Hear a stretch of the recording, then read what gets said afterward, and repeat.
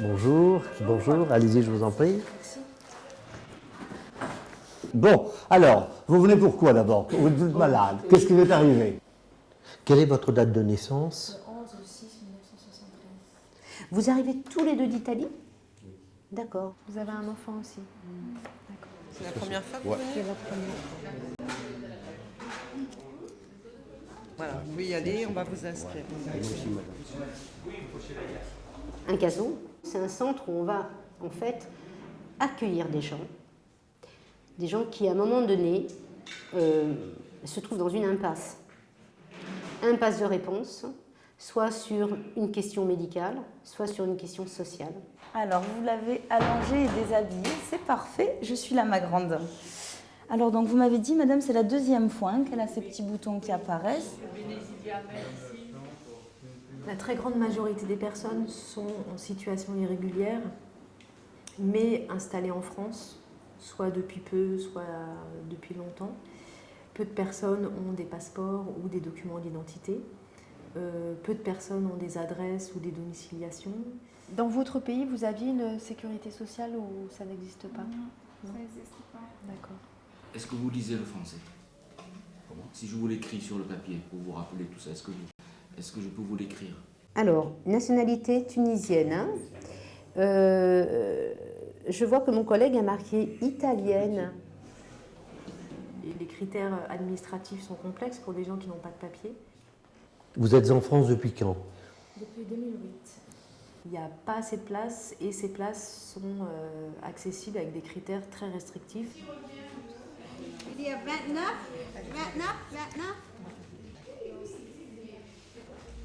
Il n'y a pas 29. Il y a 30.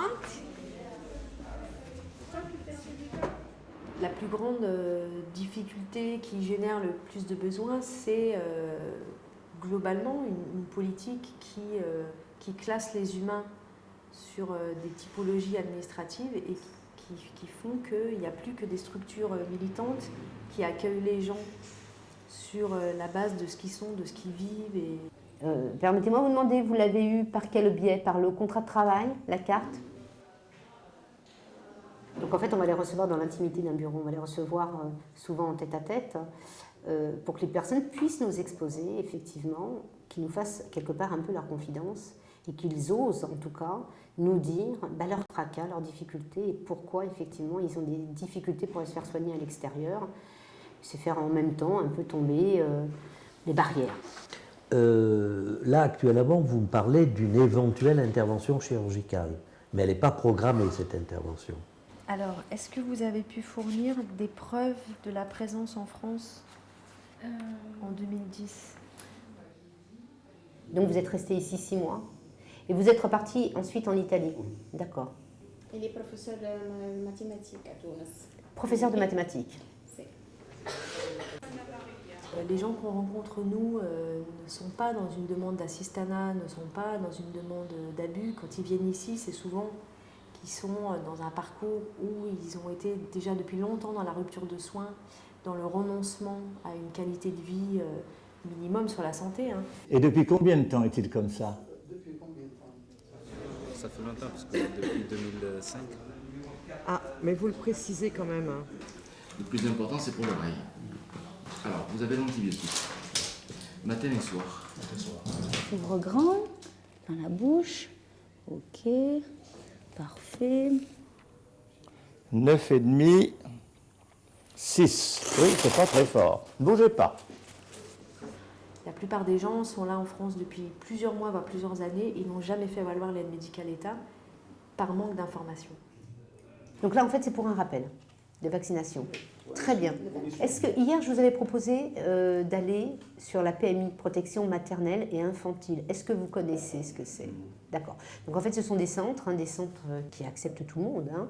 En tout cas, tout ce qui est au niveau de la protection maternelle, donc la maman et l'enfant, jusqu'à 6 ans. On leur donne des informations qu'ils vont pouvoir utiliser pour sortir d'une clandestinité qui va bien au-delà du titre de séjour, qui est aussi dans la posture, dans le comportement, dans la vie quotidienne. Est-ce que vous êtes venu ici avec votre passeport et un visa dessus? Non. Il vient au Portugal. Parce que pour que chacun ait droit à l'aide médicale État, chacun doit prouver son identité, doit prouver sa présence en France et le lien familial. Donc pour le moment, vous avez une scoliose dorsolaire. Très sévère. Oui, mais vous, d'accord, très sévère. Mais pour cette scoliose, vous n'aurez pas d'accord. Merci, très gentil.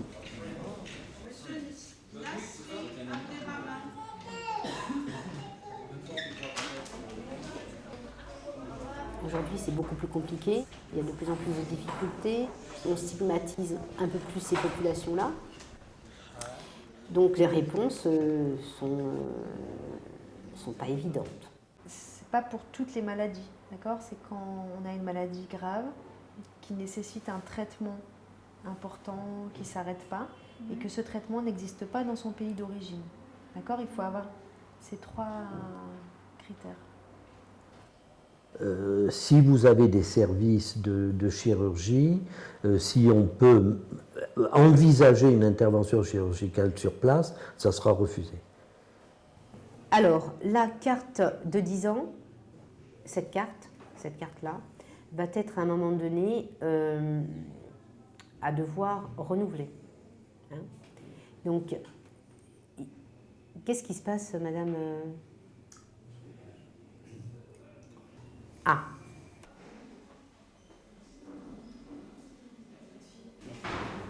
Est-ce qu'on vous a expliqué que c'était maintenant payant, qu'il fallait payer 30 €? Ça? Ouais. Je sais pas. Voilà. C'est nouvelle ça. C'est nouveau, ça vient de sortir là, c'est tout frais de ce mois-ci. Donc c'est 30 € par adulte, d'accord, pour une année. Bien que de nombreuses personnes soient assez, pour l'instant, prêtes à payer les 30 € pour obtenir une aide de 1 an, malgré tout, on sait qu'il y a toute une partie très précaire qui sont dans l'impossibilité de fournir ces 30 € qui, du coup, alors qu'ils potentiellement ils ont ce droit, parce qu'ils ne peuvent pas payer les 30 € seront soignés à Médecins du Monde. Donc ce qui est sûr, c'est que dans les mois à venir, la file active ne risque pas de diminuer.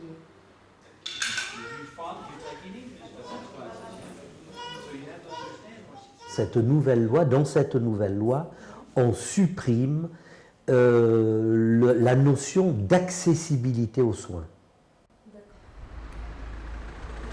On ne peut pas travailler en faisant une médecine dite de médecine de pauvres.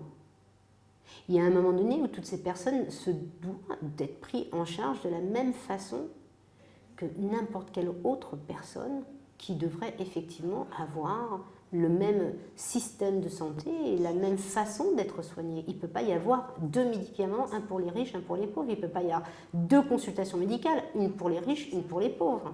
Il ne peut pas y avoir 2 imageries médicales. Alors, vous allez bien comprendre ce que vous voulez prendre. De toute façon, vous allez prendre un quart de comprimé sur mes petites tablettes. Un quart de comprimé le matin, un quart à midi, une demi le soir. De ceci, je vous l'inscris. Un quart, un demi. Tout ça, c'est en mangeant. Vous pouvez tout prendre en même temps en mangeant. On se retrouve à devoir sortir le macaron Médecins du Monde en France pour pallier à un manquement grave des dispositifs de santé publique et d'accompagnement social. Alors l'épreuve de présence, c'est pour chacun, d'accord? Donc il faut avoir des papiers pour vous, monsieur, 2010, des papiers pour vous, madame, 2010, et des papiers pour votre fils, comme quoi il est bien avec vous, d'accord? Vous pouvez la rhabiller, moi je vais chercher les médicaments pour elle, pour qu'on lui donne. Oui, d'accord. Allez. Pensez à revenir pour faire contrôler votre oreille dans une semaine, lundi ou mardi prochain, oui, quand vous pouvez. Merci beaucoup. Il faut vérifier quand même comment les choses évoluent. Merci beaucoup. D'accord? Merci beaucoup, docteur. Voilà, Merci. vous faites bien ça. D'accord. Au revoir, messieurs. Merci. Voilà, ne vous affolez pas, c'est pas mortel. Non, il n'y a pas de souci. Voilà. Vous apporterez bien la crème à la PMI pour dire qu'elle a eu ça, qu'on lui en a mis. Juste comme ça, il l'écrit sur le carnet de santé. D'accord? Voilà.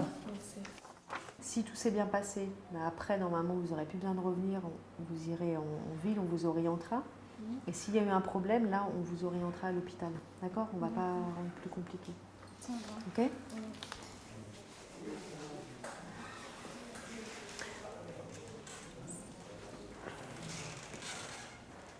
Mais on ne peut pas grossir, on ne peut pas devenir l'hôpital des pauvres, c'est impossible, c'est un combat permanent que de ne pas devenir l'hôpital des pauvres.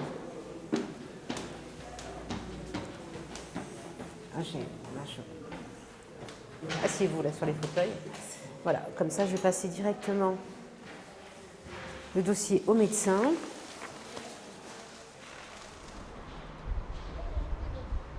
Besoin d'un examen, besoin d'imagerie médicale, besoin d'un avis de spécialiste. Les limites sont là.